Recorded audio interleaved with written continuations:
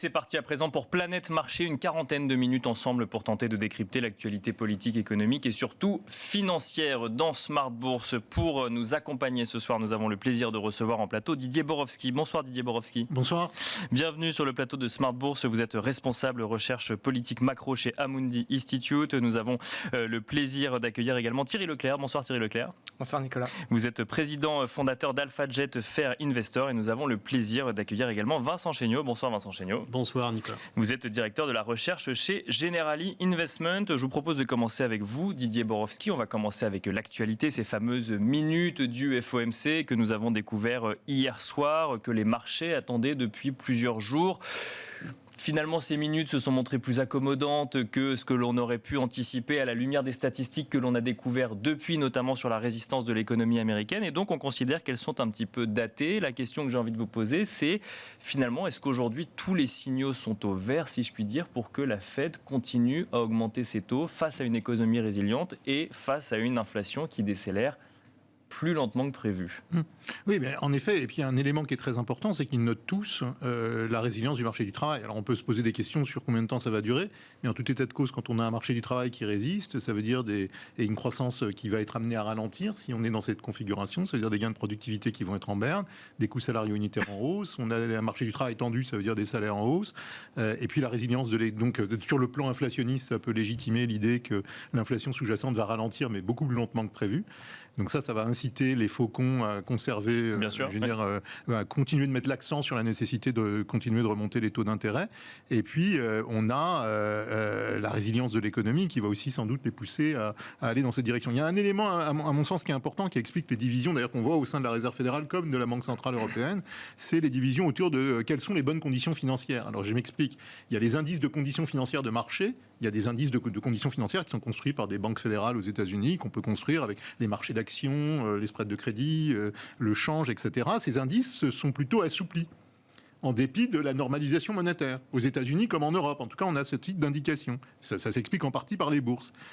En revanche, quand on regarde les conditions de crédit dans la vie réelle aux entreprises et aux ménages, c'est-à-dire les taux d'intérêt, bien sûr, oui. Eux, ils montent. Et donc, ça vient durcir les conditions de crédit. Et donc, c'est ça. Et ça, a priori, c'est peut-être la bonne métrique pour anticiper la demande domestique de demain. Bien sûr. Et parce donc, que ça a des impacts sur l'immobilier ou autre. Quand on entend les banquiers centraux parler des conditions financières, certains regardent davantage les conditions de crédit aux ménages et aux entreprises. Je pense à Powell qui disait qu'on avait déjà un durcissement substantiel des conditions financières. Donc il avait en tête les conditions de crédit, les taux des mortgages, les taux d'intérêt, etc. Et puis d'autres qui insistent sur le fait qu'on a des conditions financières toujours exagérément accommodantes. Alors c'est très important d'avoir ça en tête comme ligne de lecture parce que ça peut expliquer la fracture. Ceux qui pensent que les conditions financières sont trop accommodantes disent finalement la résilience de l'économie doit pousser la Réserve fédérale à en faire encore davantage. Tandis que ceux qui pensent qu'en fait les conditions de crédit sont déjà dures anticipent une belle détérioration de la conjoncture d'ici la fin de l'année et disent c'est le moment de faire une pause. Bon, à mon sens, notre sens, à mon institut, c'est plutôt de dire on va arriver au plateau du côté de la Réserve fédérale et la communication de la Fed, elle vise à ancrer l'idée qu'il n'y a pas de pivot cette année. Il ne faut pas rêver d'une baisse de taux cette année. Ça viendra peut-être l'an prochain. Mais alors que le marché y rêvait encore il y a quelques semaines. Il rêvait encore il y a quelques semaines. Donc on insistait sur le fait qu'il n'y a pas de pivot à attendre d'ici la fin de l'année. Il y a peut-être une opportunité plus tard, début 2024, si on a une belle séquence de désinflation sous-jacente. Mais pour le moment, la thématique, c'est les risques sont élevés sur l'inflation service. Quand on enlève les postes extrêmes de l'inflation, etc., on s'aperçoit au cours des 3 derniers mois qu'il n'y a pas de détente et il n'y a pas de vraie désinflation. Donc la désinflation, c'est davantage du côté de l'inflation totale, et par conséquent, il est prématuré pour baisser la garde du côté des banques centrales. Fed comme BCE, pour des raisons un petit peu différentes, mais fondamentalement, il y a cette idée de rigidité à la baisse de l'inflation sous-jacente, donc il va falloir surveiller l'inflation service, etc. Et donc, dans un environnement où les marchés du travail restent forts, on a des risques de dérive aussi du côté des coûts salariaux unitaires. Mais alors, justement, sur ces questionnements ou ces rapports de force sur les conditions de financement et sur les métriques qu'on regarde, est-ce que la lecture des minutes de la Fed vous donne des indications supplémentaires pour essayer de comprendre un peu cette stratégie de politique monétaire ? Je pense qu'il n'y a pas grande incertitude, en fait, sur le taux terminal. On peut hésiter pour le moment entre 5,25 et 5,50. J'ai le sentiment que même les faucons de la Fed ont le sentiment qu'il va falloir faire une pause à la 2023, il n'y a pas beaucoup pour défendre l'idée qu'il faut aller à 6%. Parce qu'il y a quand même cette idée qu'il y a un ralentissement substantiel de l'économie qui va venir, avec ou sans récession. Nous, on pense qu'il y a peut-être une petite récession technique au second semestre de cette année, on est en train de manger le pain blanc sur le plan macroéconomique en Europe comme aux États-Unis en début d'année, ce qui n'était pas anticipé il y a quelques mois. Donc bien sûr, ouais. Venir là-dessus, donc ça se traduit par...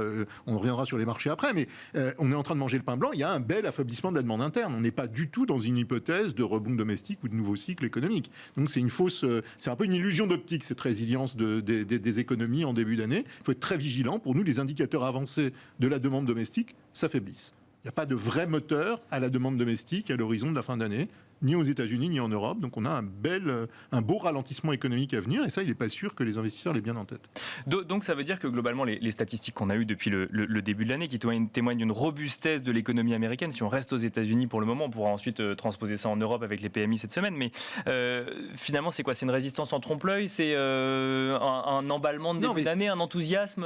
Il faut avoir en tête aussi que 2022, il y avait aussi, il y avait encore une épargne qui était élevée, des salaires qui ont augmenté. Je parle du côté américain, des bilans qui ne sont pas détériorés. Donc il y a la possibilité encore de consommer. D'alimenter une demande. Ce dont on doute, c'est que c'est de la persistance de cette tendance sur la demande interne. On a une érosion des moteurs structurels, des moteurs de la demande interne aux États-Unis. Donc il y a un vrai risque de ralentissement. Ce n'est pas une vraie récession, mais un beau ralentissement conjoncturel d'ici la fin de l'année, avec une inflation sous-jacente qui ne va pas ralentir aussi vite que prévu. Et ça explique le fait que la Fed n'ait pas du tout envie de changer de braquet en termes de politique monétaire d'ici la fin de l'année, et ça explique sa communication. Mais c'est pas une grande incertitude comme l'an dernier. Le taux terminal de la Fed, il est inconnu à 25 points de base près. Il n'est pas inconnu à 100 points de base près. Donc il n'y a pas la même incertitude sur les marchés obligataires que ceux qu'on avait l'an dernier. Donc il faut aussi relativiser les choses.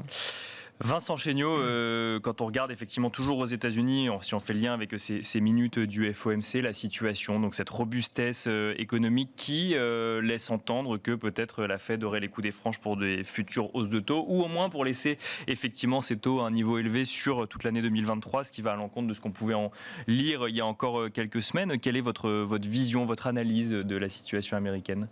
Bon, d'abord, il faut garder en tête que ce meeting a eu lieu avant la dernière batterie de chiffres qui a été très forte. On pense au rapport sur l'emploi notamment, mais également les ventes au détail qui ont été très très fortes pour le mois de janvier, et puis le chiffre d'inflation qui était plutôt pas très rassurant. Donc je pense que si ce comité se tenait aujourd'hui, le ton serait peut-être légèrement plus dur. Mais autrement, je partage l'analyse de Didier. La question, c'est pour les banquiers centraux, c'est est-ce que cette résistance de l'économie aujourd'hui, ça traduit le fait que la politique monétaire vraiment ne produit pas ses effets escomptés, auquel cas il va falloir aller plus loin en territoire restrictif, quitte à causer un ralentissement plus dur ultérieurement. Ou est-ce que ça traduit simplement le fait qu'on a des délais et que la politique monétaire n'a pas encore joué véritablement sur l'économie? Il y a une grande incertitude quand même à ce niveau-là. Ce qui est certain, c'est que le marché a quand même repricé de façon très consistante à la hausse le taux terminal cette année. Bien sûr, la Fed est aujourd'hui à 4,75. Le marché price maintenant à un point haut à 5,50 et commence à poindre l'idée qu'on pourra aller plus haut, si on regarde le taux implicite du marché. Donc le repricing a continué de se faire à la hausse. Dans le même temps, les taux réels ont remonté, et les taux mortgage notamment, les taux hypothécaires, ce qui est un vrai problème pour le marché immobilier, qui est quand même un poste important de l'économie. Mais malgré ça, les multiples actions se sont fortement repris. Donc là, il y a une dissonance très forte, clairement une cassure dans la corrélation qu'on avait entre les taux réels longs et les marchés d'actions, qui a surpris beaucoup de monde. Je suis d'accord avec Didier, l'incertitude quand même sur la politique monétaire baisse. Même si le taux terminal continue à être révisé à la hausse, je pense qu'on n'est pas très loin maintenant de la fin de ce processus de révision. Et je pense qu'en effet, la volatilité taux va baisser. Elle a déjà baissé cette année, elle va continuer à le faire. Donc ça a aidé également l'ambiance générale, et notamment les actifs risqués, le fait que cette incertitude soit quand même en train de diminuer. Mais alors, la robustesse de l'économie américaine telle qu'on peut la voir dans les chiffres de janvier, est-ce que, selon vous, vous la voyez comment ? Comme un épiphénomène de début janvier ou au contraire comme l'annonce d'une économie peut-être encore robuste sur cette année 2023 ? Donc, je pense qu'en effet, les indicateurs précurseurs pointent assez fortement à la baisse. Historiquement, ces indicateurs précurseurs sont très fiables. Il y a par exemple un lien très fort entre les indicateurs précurseurs et les profits des entreprises. Et ils nous disent que les profits vont baisser plus fortement que ce que le marché l'anticipe aujourd'hui. Il y a une corrélation très forte également avec les conditions de crédit, si on prend l'enquête trimestrielle de la Fed, et le PIB. Ça nous dit également que l'économie américaine probablement va rentrer en récession. Mais c'est vrai que les chiffres présents restent très solides. Est-ce qu'il faut les croire ? Très franchement, le rapport sur l'emploi du mois de janvier, avec des créations d'emplois de plus de 500 000, et les chiffres de vente au détail, qui étaient également très fortes, soulèvent quand même des questions, je pense, sur l'ajustement des variations saisonnières. On a eu un hiver très clément, qui probablement biaise ces statistiques. D'accord. Ça continue. Alors, on a eu un hiver très clément en Europe, un mois de janvier extrêmement clément en Europe, un peu moins aux États-Unis, mais le mois de février aux États-Unis est extrêmement clément également, notamment sur la partie est du pays. Si vous partez du golfe du Mexique jusqu'au Grand Lac, toute la partie ouest, extrêmement clément. On a des arbres qui sont en fleurs, on a un printemps qui a avancé, et ça, probablement, ça biaise les chiffres à la hausse. Mais donc, alors, quel mécanisme entre climat doux et création d'emplois ou vente au détail qui augmente ? Non, parce qu'il y a un certain nombre d'activités qui sont beaucoup moins vigoureuses pendant les mois d'hiver. D'accord, et qui du coup ont pu se maintenir durant cette période. Par exemple, les ventes au détail, ça peut avoir joué. Donc, attention à ces chiffres qui sont peut-être un peu en trompe-l'œil. Je partage l'idée que les indicateurs précurseurs nous envoient quand même des signaux très clairs à la baisse. Alors, la récession probablement sera modérée, elle ne sera pas sévère, mais il ne faut pas extrapoler trop les chiffres excellents qu'on a eus en ce début d'année aux États-Unis. Bon, ça va nous permettre de faire une transition avec la zone euro où les chiffres sont plutôt pas mauvais aussi, même si après il faut les regarder dans le détail. Mais d'abord, Thierry Leclerc, un mot effectivement sur ces stratégies banques centrales. Quand on investit sur les marchés financiers, quand on doit faire des arbitrages sur les marchés financiers, est-ce que effectivement que ce soit 5,25, 5,50 voire 6, ça n'est plus tellement le sujet aujourd'hui parce que la stratégie globale a été intégrée finalement dans les marchés ? Vous faites la réponse à ma place. Je suis assez d'accord avec votre point. L'année 2022 a été très dure pour les marchés parce que justement on a été dans des territoires inconnus. Et là, effectivement, maintenant, on parle de 25 points de base, mais il y a un an, personne anticipait qu'on serait à 4,5% à la fin de l'année. Donc le gros du travail, les 4 séries de 75 points de base, elles sont derrière nous. Donc là, effectivement, il y a des discussions techniques qui s'engagent. Mais moi, ce que je constate, c'est qu'on suit aussi les indicateurs de surprise sur l'inflation. Alors, en Europe, on en a encore un tout petit peu, donc des surprises négatives sur l'inflation. Aux États-Unis, elles ont pratiquement disparu. Et pour remettre aussi dans le jeu de la discussion, en tout cas la Chine, ça fait belle lurette qu'on n'a pas de surprise négative sur l'inflation en Chine. Donc ce que je veux dire, c'est qu'on a eu un pic énorme au printemps l'année dernière sur l'inflation, qui effectivement est complètement sorti des rails habituels et donc a surpris les économistes. Et là, ce mouvement, il est vraiment derrière nous. Et de l'autre côté, sur les surprises macro, là, pour le coup, on a plutôt des surprises positives depuis quelques semaines. Donc, c'est en Europe, aux États-Unis, en Chine. En Chine, c'est pas qu'une vue de l'esprit. Hein. On a quand même une forte accélération ces dernières semaines.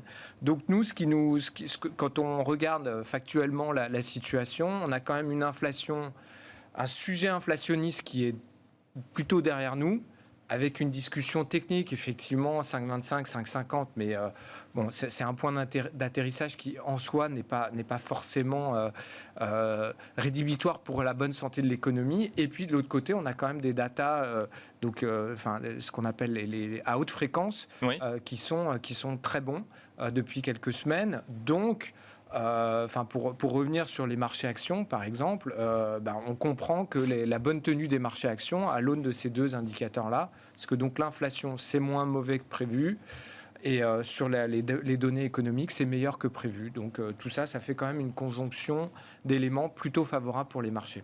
On lit quand même que revenir à 2% d'inflation aux États-Unis, ça va être complexe. Est-ce que du coup, ça n'est pas quand même un facteur de stress si la Fed reste sur ce mandat de 2% d'inflation?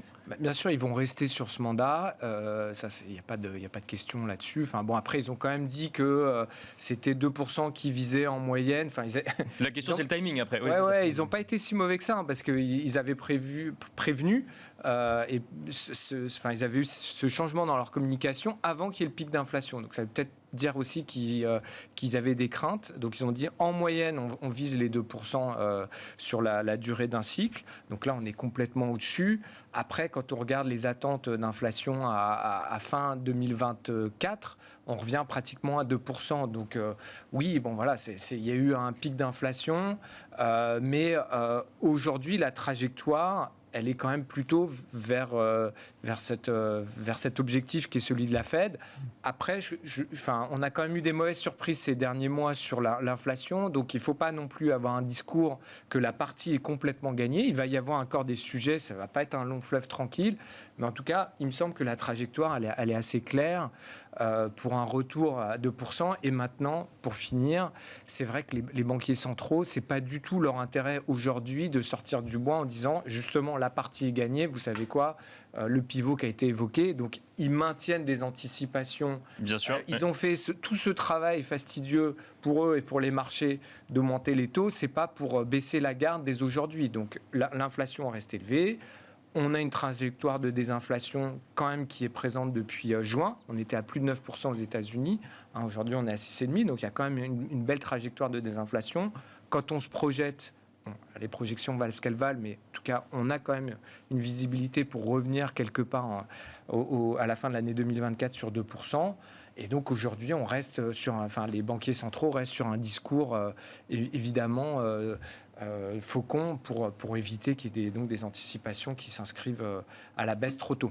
Si on regarde toujours avec vous, Thierry Leclerc, la zone euro à présent, donc on a des indices européens qui surperforment les indices américains. On a un CAC 40 qui a inscrit un nouveau plus haut en fin de semaine dernière. On a des indices d'activité en zone euro qui sont plutôt élogieux, même si effectivement ils sont plus tirés par la partie service que par la partie activité manufacturière. On a, si on regarde le CAC 40, des résultats d'entreprise qui se tiennent plutôt bien. Alors il y a toujours de la prudence pour cette année 2023, mais globalement, on est sur des résultats positifs et optimistes. Est-ce qu'on a un certain nombre d'éléments pour parler de moment Europe pour les investisseurs aujourd'hui? Oui, je pense, effectivement.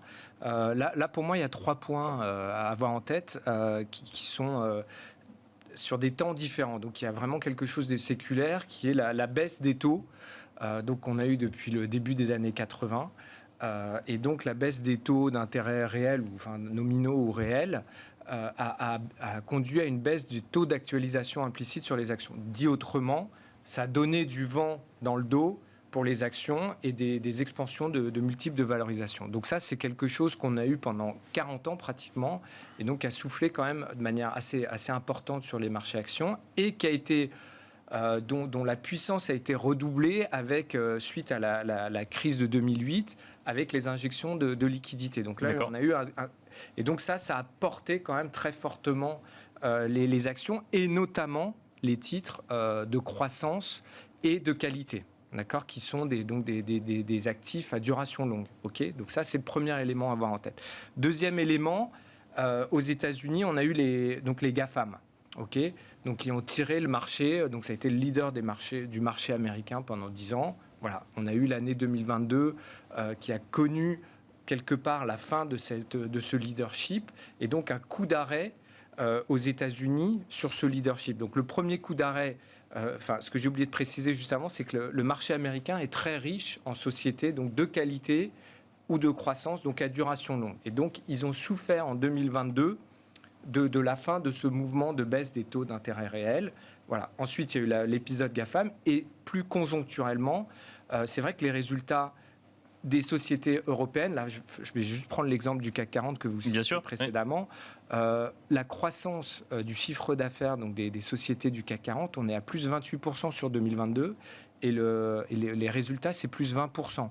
Aux États-Unis, on est à plus 12% sur le chiffre d'affaires et plus 7% sur les résultats. Donc, c'est vrai que c'est très surprenant. On n'avait pas l'habitude de ça, mais le différentiel de croissance, il est vraiment très positif pour l'Europe versus les États-Unis. Donc, j'ai dit, sur les taux, il y avait un vent qui soufflait, notamment aux États-Unis, qui s'est arrêté brutalement. Et donc, à contrario, la cote européenne est plus riche en titres value. Bien sûr. Eux, ils en ont bénéficié. Donc ça, c'était le premier élément, là, pour le coup, la fin de cet élément séculaire. Deuxièmement, les GAFAM qui ont connu un coup d'arrêt en 2022. Et troisièmement, des chiffres quand même qui sont très bons, avec un différentiel de croissance substantiel pour une fois, pour l'Europe. Et donc, effectivement, on a une très bonne configuration pour les marchés européens. Donc, ça ne monte pas sur rien, sur du vent, ça monte sur des éléments concrets. Et quand je reprends ça, les taux d'intérêt réels, ce qui a été dit tout à l'heure, je pense qu'effectivement, on n'a pas vu encore la morsure réelle sur les actifs à duration longue. Quand on regarde, il y a encore un potentiel de baisse, certainement, sur ces titres-là. Surtout que même si on va un peu plus loin, quand on regarde sur les 10 dernières années, ça c'est très intéressant. Est-ce que ces sociétés donc, de qualité ou de croissance ont préparé l'avenir ? C'est-à-dire, est-ce qu'elles ont investi dans la R&D ou est-ce qu'elles ont augmenté leur base d'actifs pour générer de la croissance de demain ? Bien sûr, oui. Et en fait, on se rend compte que pas trop. Donc il y a une vraie question quand même de soutenabilité de la croissance de ces sociétés-là.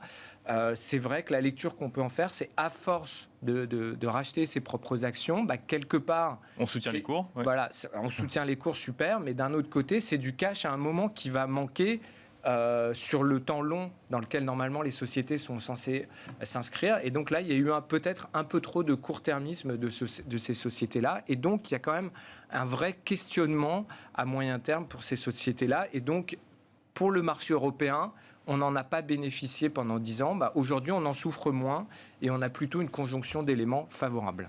Didier Borowski, sur ce moment Europe, si on peut l'appeler ainsi, effectivement, quand on regarde la surperformance des marchés européens, la solidité des entreprises, finalement, on voit que les grandes entreprises, en tout cas celles qui composent le CAC 40, se tiennent bien. Est-ce que c'est de bon augure pour cette année 2023 pour l'économie européenne ? Nous, notre sentiment, c'est qu'on est en train de manger notre pain blanc du côté des profits. C'est-à-dire qu'on avait, si on remonte il y a quelques mois, on avait eu l'idée d'une année en 2 temps, plutôt des déceptions en début d'année, et puis de meilleurs auspices plutôt dans la deuxième partie de l'année. Là, on peut se demander si c'est pas l'inverse exactement qui va se produire. Ce que je veux dire, c'est que les marges bénéficiaires des entreprises, elles vont pas monter au ciel, elles vont être érodées. Le pricing power des entreprises était très fort l'année dernière, donc on est encore dans cette vague où l'inflation finalement a bénéficié au profit des entreprises. Ça peut pas durer éternellement. Puis on va avoir une baisse des revenus, parce qu'on va avoir un affaiblissement de la consommation des ménages. Donc du côté des profits, je crois pas que les profits d'aujourd'hui soient un bon indicateur avancé des profits de demain. Ça l'a jamais été d'ailleurs, soit dit en passant. Donc non, c'est pas excessivement rassurant. C'est une bonne nouvelle à court terme, mais on peut se demander si on n'est pas en train de manger le pain blanc de l'année, avec des marchés d'actions qui surréagissent un peu à la hausse compte tenu des fondamentaux. Alors ceci étant dit, quand on regarde les flux, on s'aperçoit que ce qui a tiré la cote européenne, c'est pas les investisseurs institutionnels de la zone euro. C'est davantage les investisseurs étrangers. On a vu, par exemple, des investisseurs américains entrer sur le marché européen. Donc là, il y a aussi cette idée aussi, du côté des Américains, que c'est trop tôt. Enfin, je veux dire, les marchés actions américains sont encore dans le rouge, enfin, en tout cas, sont encore en risque. Il y a ces anticipations de récession qui arrivent. Il y a l'idée que le dollar va se déprécier. Donc, historiquement, les investisseurs américains sont souvent les premiers à se repositionner sur les marchés les plus décotés à l'échelle mondiale. Et donc, les marchés européens sont particulièrement décotés. Donc, il y a cette idée aussi qu'il y a une prime de risque géopolitique qui est perçue comme étant un peu plus faible. Les actifs européens étaient décotés. Donc, dans le mouvement, on peut comprendre l'appétit pour les actions européennes. Ce qu'on dit, on est allé trop vite, trop haut. Voilà. Et donc, on ne croit pas que ça puisse continuer comme ça et qu'on puisse continuer d'être surpris tout le reste de l'année par la résilience de l'économie et des profits.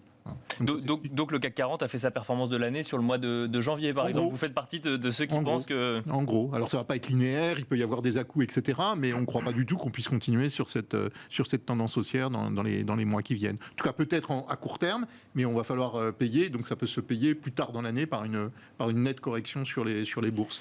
Et d'un point de vue économique, quand on regarde par exemple les indices PMI qui témoignent quand même d'une certaine résistance de cette économie européenne, ça n'est pas rassurant finalement dans le scénario que vous nous décrivez? Ça, c'est la bonne nouvelle des prix du gaz, mais on en a parlé un peu, et ça s'explique pour partie par le climat. Donc c'est vrai que la baisse des prix du gaz, le fait qu'on ait eu un hiver assez doux, ça a détendu l'atmosphère, j'ai envie de dire. Parce que, rappelons-nous qu'en octobre dernier, on craignait tous un hiver très rigoureux, des prix du gaz qui s'envolent, c'est-à-dire une pression à la fois sur le pouvoir d'achat, puis des risques sociaux, etc. Là, on a une détente sur les prix de l'énergie qui est le bienvenu, qui donne un peu d'oxygène. Ça, c'est vrai, il faut le reconnaître, c'est une bonne nouvelle et c'est salué. C'est vu aussi comme un affaiblissement de la courroie de transmission entre le géopolitique et ce qui est l'aggravation de la guerre en Ukraine et puis les conditions macro-financières, parce qu'on voit bien que l'aggravation sur le terrain ne va pas se traduire mécaniquement par une montée des prix du gaz. Mais ça suffira pas à faire le cycle. Ça explique la détente sur les prix d'énergie, ça donne de l'oxygène, ça ne fera pas le cycle sur les 2 prochaines années. Donc il faut remettre les choses en perspective quand même de ce côté-là. Vincent Chéniaud, a-t-on mangé notre pain blanc pour cette année 2023 alors qu'on n'est même pas arrivé à fin février pour la zone euro? Probablement, sur le prix de l'énergie, il faut quand même avoir en tête que début décembre, on avait le prix du gaz naturel en zone euro qui traitait autour de 150 € le mégawattheure. On traite aujourd'hui à 50, ça a été divisé par 3, c'est une bouffée d'oxygène extraordinaire. Donc ça, plus les espoirs qui sont liés à la réouverture en Chine, ce qui est très important pour nos exportations. Clairement, ça a été des excellentes nouvelles, plus la baisse de la volatilité taux, comme je l'ai dit. Donc ça, ce sont des très bonnes nouvelles qui sont déjà dans les prix. Alors après, en relatif, je partage l'idée de Thierry, en effet, que le marché européen peut continuer à surperformer le marché américain. C'est-à-dire qu'on a eu un enchaînement crise Covid qui a été favorable en relatif au marché américain, puisqu'effectivement, ils sont très pondérés dans les tech, valeurs technologiques. Puis ensuite, on a eu la guerre en Ukraine qui était potentiellement explosive pour l'économie européenne. Donc on avait atteint des niveaux de valorisation assez délirants avec des actions américaines qui, en termes de multiples, étaient environ à 6 points au-dessus des actions européennes, ce qui historiquement est très très élevé. Là, on est revenu autour de 4 points. Donc les multiples américains, le S&P traite à environ 16 fois les profits 2023. En Europe, on traite plutôt à 12 fois. Donc il y a un peu de marge encore. Donc il y a encore de la marge. 4 points, c'est beaucoup. Il y a de la marge. Et effectivement, je pense que les marchés d'actions européens peuvent continuer à surperformer en 2023. Mais je rejoins plutôt l'idée de Didier. Les marchés d'actions ne vont pas continuer sur cette tendance. Encore une fois, pour moi, la grosse surprise de 2023, et je pense que beaucoup ont été surpris, c'est cette déconnexion totale entre les taux longs réels et les multiples actions, qui quand même interroge en termes de soutenabilité. Alors après, je pense qu'il y a quand même de la place, au fur et à mesure où l'économie ralentit, pour que les taux longs réels diminuent. Donc les treasuries, en l'occurrence, me semblent commencer à offrir de la valeur, notamment en termes d'actifs de refuge. Si jamais on avait un accident, on a quand même, historiquement, jamais des resserrements de la Fed d'une telle ampleur sans qu'on ait un grain de sable dans les rouages. Donc, il est bon quand même de mettre en place des stratégies de couverture. Et je pense que les treasuries sont une valeur refuge à considérer aujourd'hui. Et au fur et à mesure où la volatilité taux baisse, les options taux vont devenir moins chères et vont offrir des opportunités de protection importantes. Quand on parle de... Oui, pardon Thierry, vous vouliez réagir peut-être sur ce qui a été dit? Non, juste par rapport à la discussion, je voulais apporter 2 éléments en plus quand même. Les attentes pour 2023, donc là je parle du CAC 40, pour que tout le monde voit de quoi on parle, c'est 2% de croissance du chiffre d'affaires et moins 5% sur les résultats. Donc il y a deux éléments à tirer de ça, c'est que il y a presque pas de croissance, voilà. Et deuxièmement, il y a bien un pincement des marges qui va intervenir, enfin en tout cas qui est attendu par le consensus. Alors est-ce que le moins 5, c'est l'atterrissage final? Bon, personne personne n'a de boule de cristal, donc c'est compliqué. Mais ce que je veux dire, c'est que partir en début d'année avec des attentes comme ça, vous savez, on parlait traditionnellement du plus 10. sur les résultats, je parle. Bien sûr, oui. Parce que il y avait un peu de croissance du chiffre d'affaires et puis les sociétés étaient de mieux en mieux gérées. Donc ça faisait plus 10 au final en bottom line, sur le résultat. Là, aujourd'hui, on est donc à moins 5. Donc c'est quand même un élément aussi réconfortant pour dire que le consensus, il n'est pas complètement à l'envers. Et il a déjà donc pris en compte les difficultés de l'économie qu'on a eues, qui sont réelles dans les attentes. Et puis le deuxième élément que je voulais dire, c'est que pour réconforter aussi la vision sur l'Europe, ce que j'ai dit tout à l'heure, c'est que la value, pour le coup, n'a jamais été aussi peu chère, que ça soit en Europe ou aux États-Unis.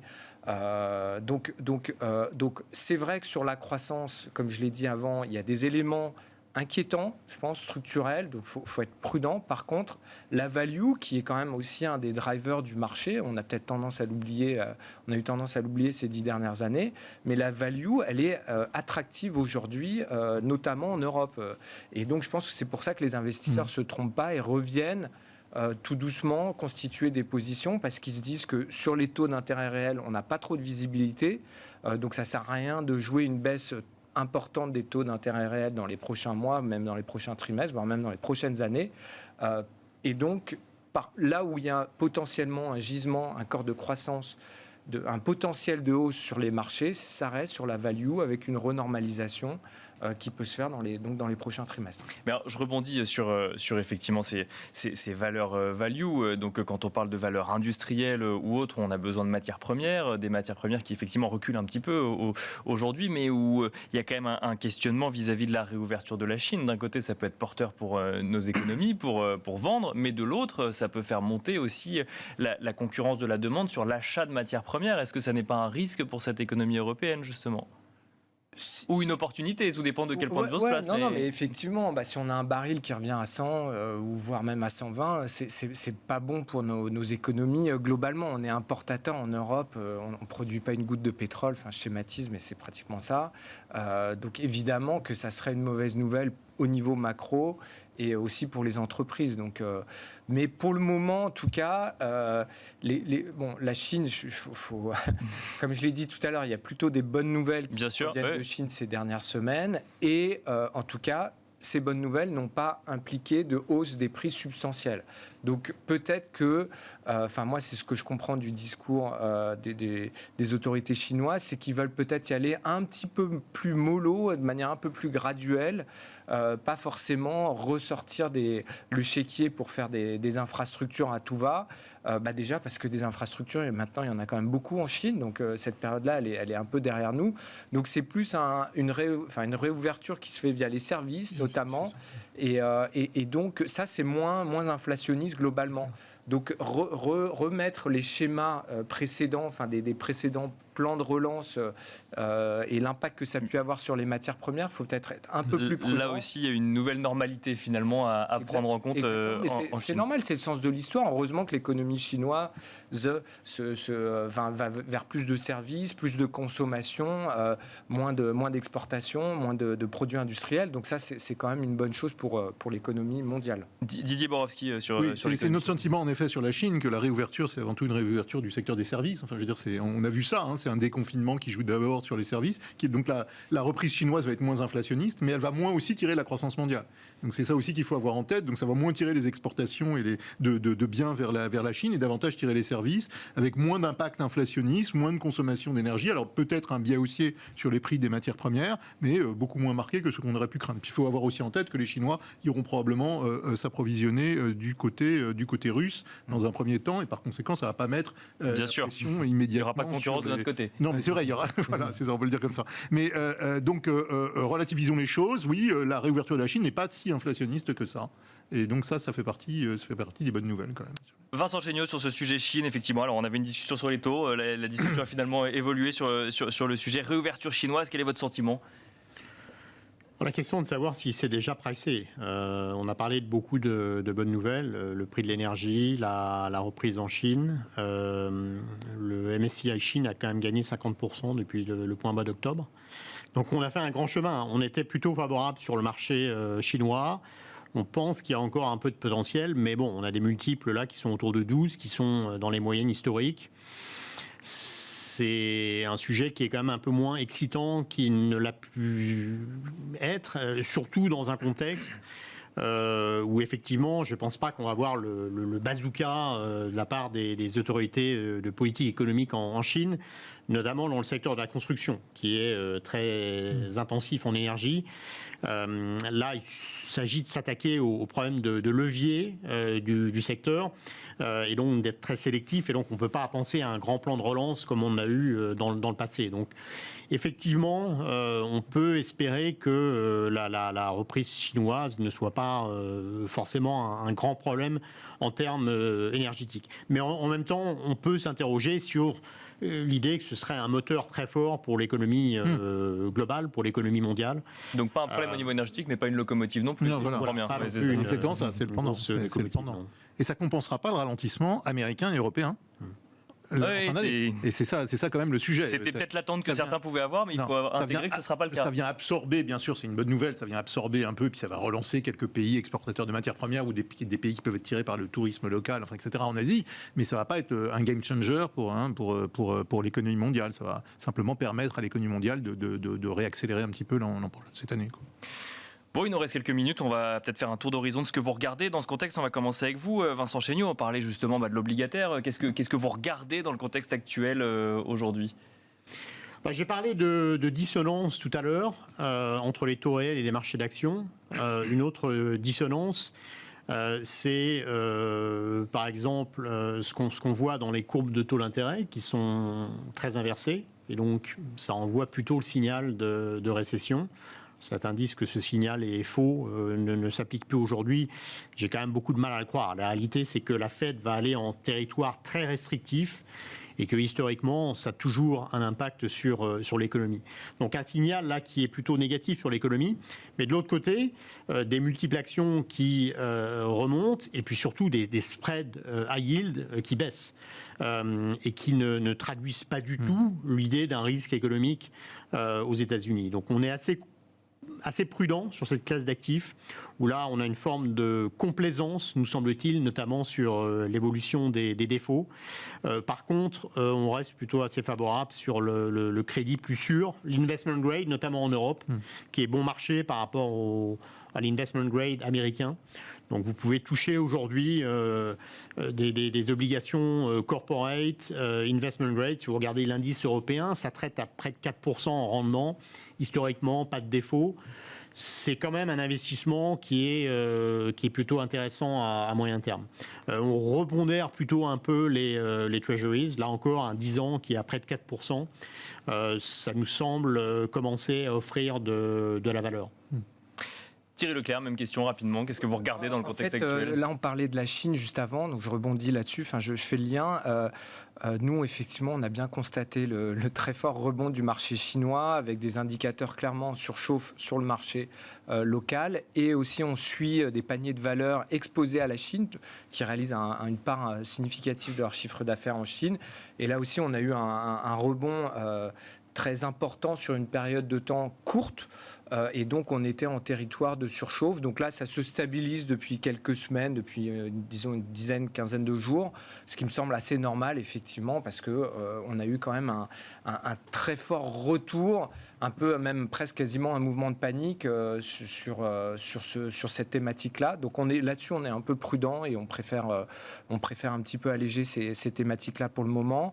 Et ce qu'on renforce dans les portefeuilles en ce moment, c'est surtout de l'automobile, le secteur bancaire aussi, qui pour le coup, après tant d'années de souffrance, semble cocher les cases et être vraiment bien configuré. Il faudra surveiller évidemment les défauts, mais là, c'est quand même un secteur bancaire très, très, très costaud qui rentre dans la crise potentielle, donc avec des multiples de valorisation assez faibles, du dividende, des programmes de rachat d'actions dont on n'avait plus entendu parler depuis très longtemps.